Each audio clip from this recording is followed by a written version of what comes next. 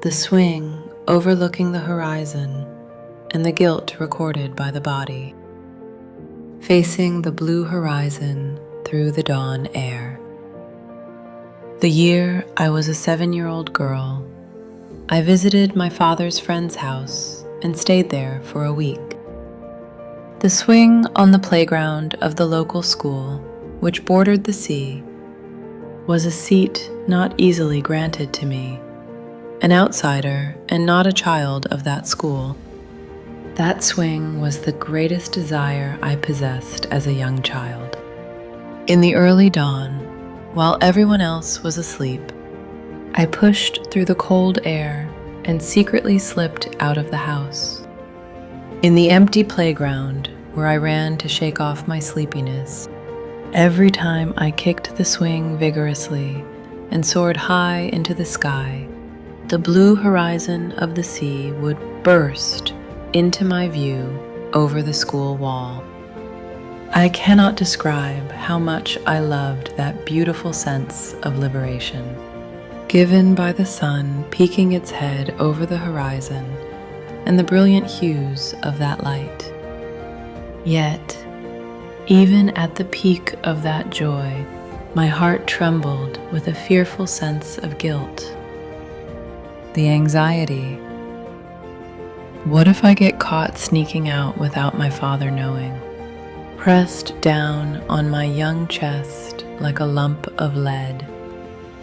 It was a moment where joy, fear, guilt, and anxiety were bundled into a single set and vividly recorded in every cell of my body.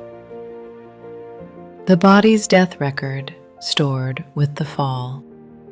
Peace was shattered by an unexpected noise. At the very moment I was soaring high toward the sky, I was startled by the sudden sound of children's voices and accidentally let go of the swing ropes. As I plummeted toward the ground, the thought, this is how I die, struck my mind along, with a piercing pain throughout my body, while simultaneously worrying, what if these children think I'm a strange girl? That momentary shock was recorded in every single cell as the agony of facing death, recording the startled eyes of the children looking down at me, and the way they immediately took turns on the swing I had been on. Those imprints became the unconscious monitors, controlling my life for decades. Thoughts like, I stole that swing from the local children's school. I am being punished for craving the pleasure of swinging, and the sorrow toward the children of that school who hadn't included me. That brief accident became a past record of the body, under the name of acrophobia, fear of heights, endlessly replaying within me.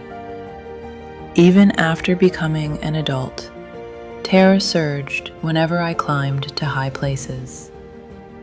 While at the center in Paris, when I went up the Eiffel Tower with students, I ultimately had to give up my will to reach the top and come down alone from the midway point.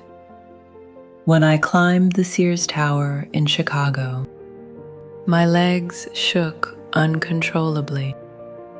Until that point, I had no memory of where my acrophobia had been created.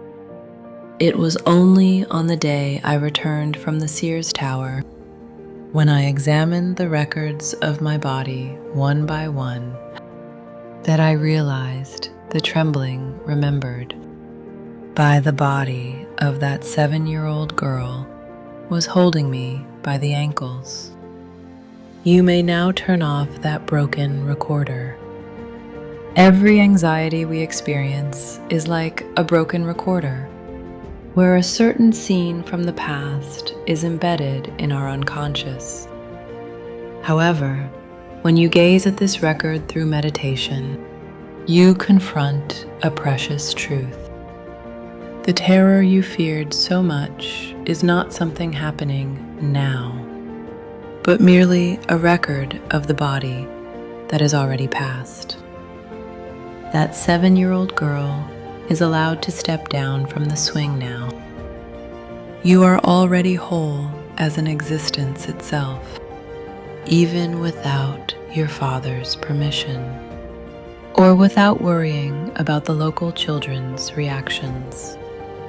When you erase those records of the body stored in your heart, one by one, a poise that requires no one's permission finally arrives.